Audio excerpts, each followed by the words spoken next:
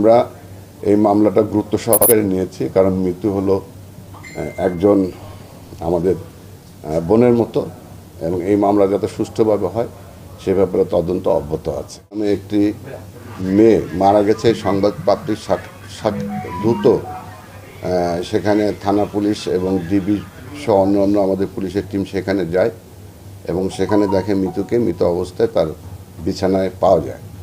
সেখানে প্রাথমিক তদন্তে যেটা জানা যায় যে তাকে তার লাশটা ভিতরে ঝুলন্ত অবস্থায় ছিল এবং এক পর্যায়ে তার স্বামী এবং তার যে শাশুড়ি দরজা ভেঙে সে লাশটা নামায় এবং নামানোর পরে সেখানে তাদেরকে আর পাওয়া যায় নাই। পুলিশ তাৎক্ষণিকভাবে মৃত্যুর বাবা মাকে খবর দেয়। তারা আসলে পুলিশ পরবর্তীতে যে আইনগত ব্যবস্থা গ্রহণ করে, যে প্রথমে তাৎক্ষণিকভাবে সুরতহাল করা এবং পোস্টমর্টমের জন্য ডেড বডি প্রেরণ করে। পরবর্তীতে মৃত্যুর বাবা একটা অভিযোগ দায়ের করে এবং সে অভিযোগে তিনি বলেন যে মৃত্যুর সাথে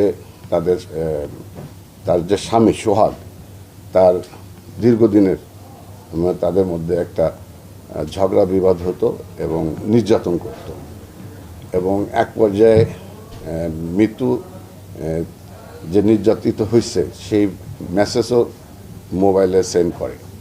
এবং এই ঘটনায় মৃত্যুর বাবা বশির আহমেদ যে তার মেয়ের যে মৃত্যু, এই মৃত্যুর জন্য তার স্বামী, শাশুড়ি, ননদ সহ 4 জনের বিরুদ্ধে মৃত্যুর প্ররোচনার জন্য একটা মামলা করে।